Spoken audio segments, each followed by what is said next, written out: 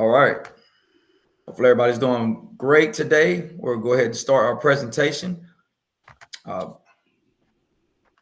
my name is Joseph Myrick. I'm the team leader. My name is Tara Foster, and I am the recorder. My name is Demarius Dismuke, and I am the PowerPoint creator. All right, and we're going to start with our math case study. Jamarius, you want to go ahead and take the first slide? Okay, step one, we want to go through what parts of the data caught our attention.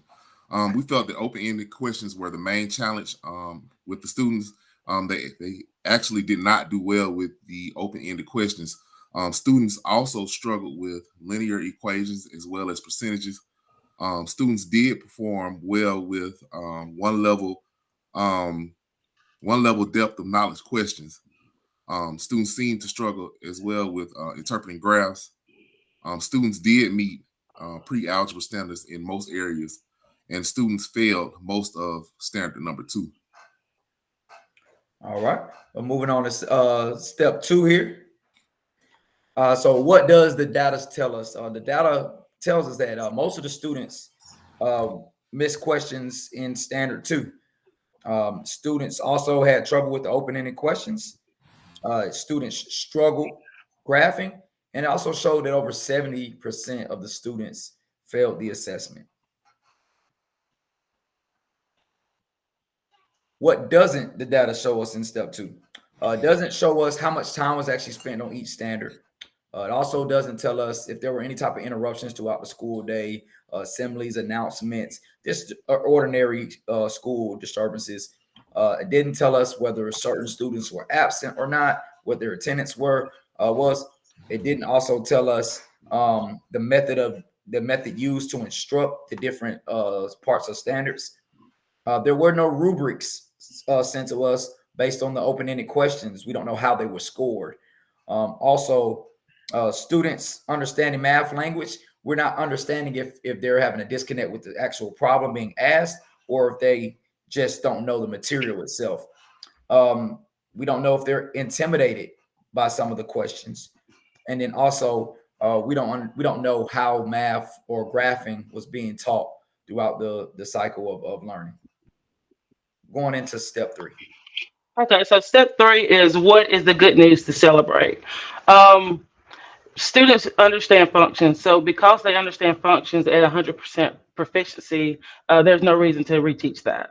Students also understood solving linear equations, so we just need to make sure that they can graph those also. And students performed well on the depth of knowledge level 1 questions. All right. Jumping into step 4 here. With step 4, okay, what problems of practice are suggested by the data? Graphing linear equations. How much time was spent here? How much time did they work on it? Did they use graphing paper? Did they use a graphing calculator? Guided instruction on the process of graphing. So how well were they taught? The process of actually just graphing was a concern. Test taking skills, the process of elimination. Was there time allotted for this? How much time they had? Because we all know that process of elimination actually takes time. So you're sitting there, you're taking the test, you see that this is not the right answer, but this may be the answer. So all that takes time. Do the students know how to work backwards? Was a question that we thought about, and as well as working on test questions in a group setting to build familiarity with the questions. So those were some of the things.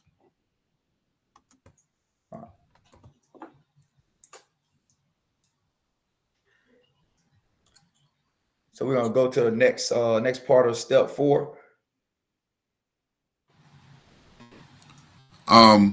Understanding the material covered in standard 2. Why did students perform so badly? Did we allocate time for this?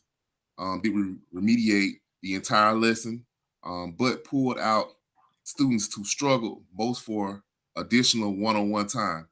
And Um, I'll jump in right here as well. So we talk about understanding standard 2 because I think that was the one that gave the students the most issue. And we talked about like remediating that entire lesson.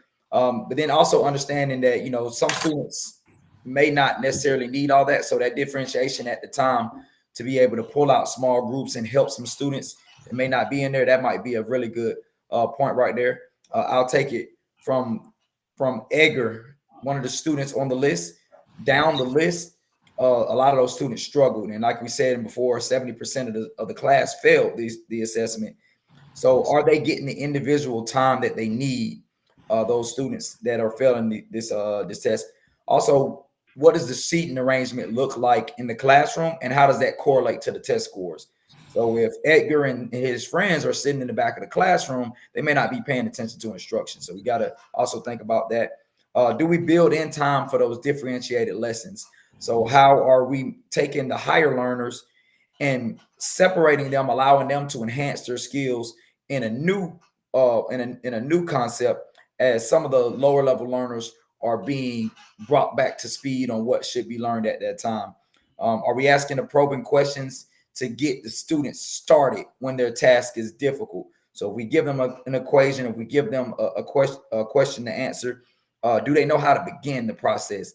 And are we asking questions that are going to get them on the right track? And then, of course, with percentages, you know, because it was one of the only pre-algebra lessons that they didn't do well on, we got to start thinking, you know, or can we remediate the lesson to build some understanding? And then also, what method of teaching are we using, and how can we change that up to help them kind of gain some insight on what we're trying to accomplish while using percentages? Okay, so next, we're just trying to see where we can go from here. Um, Number one is we need to focus on math language.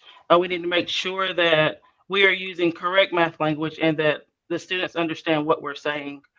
Also, we need to annotate questions.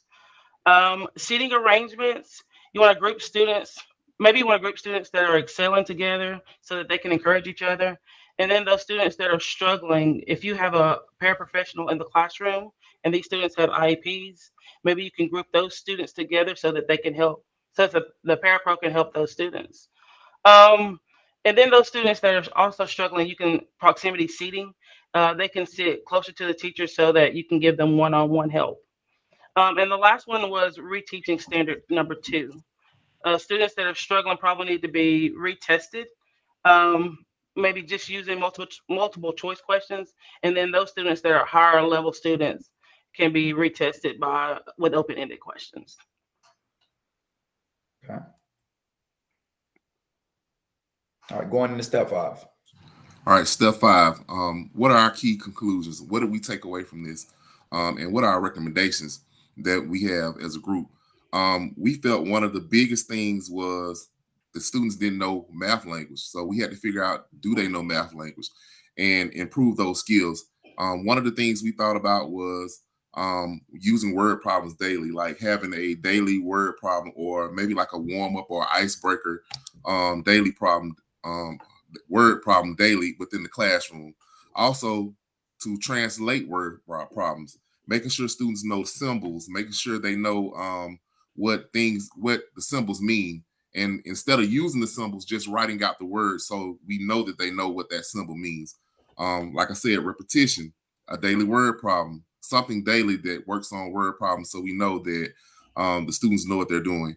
Number 4, we have annotation and math vocabulary.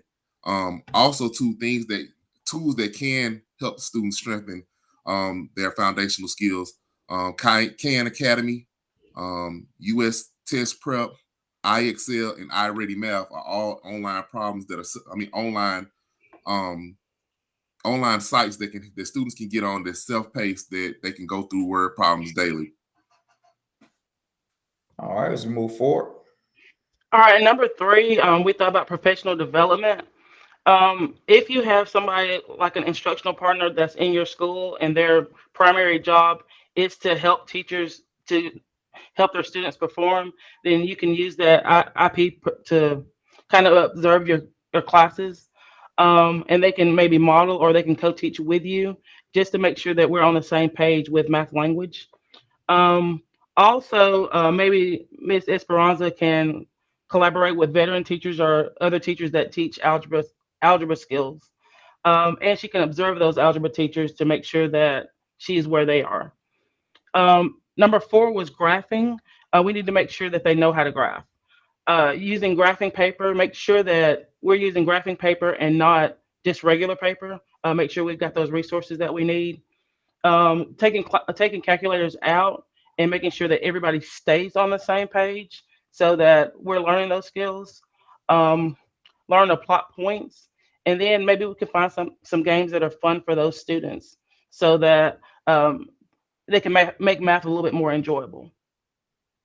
All right, and then one of the last things that gave our students issues that we thought we can maybe get them better at test taking in general is basically their simple test taking skills that we talked about earlier about process of elimination. Do they know about the process of elimination? Do they know how to weed out obviously wrong answers in a multiple choice type setting? But then also, do they understand the question itself? So that comes with annotations. So actually going to the question, breaking it down, and allowing for students to get a better understanding of what's being asked of them in the question. Test corrections with the instructor, which annotations are a part of that as well. So as they come back from a test, they may not have gotten the question right. Now we can get the thought process of what the student was thinking as they received the wrong answer. Oh, well, I thought it was A because I made this particular mistake. So as we work the problem out together, they can see where they went wrong, and hopefully in the future they can prevent making that same mistake. And then also breaking down questions for better understanding.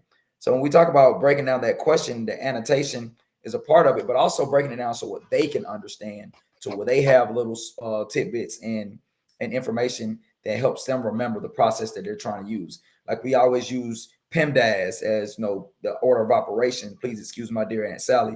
Well, that particular acronym, it helped a lot of students understand the order of operations. Is there another way that students can understand linear equations and graphing?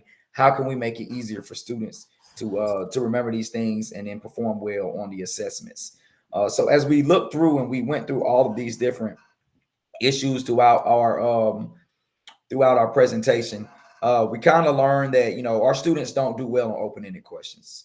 We have problems with graphing functions, and we have problems solving not solving linear equations, but evaluating linear equations after they've been solved, and graphing and making sure that those standards are met in standard two.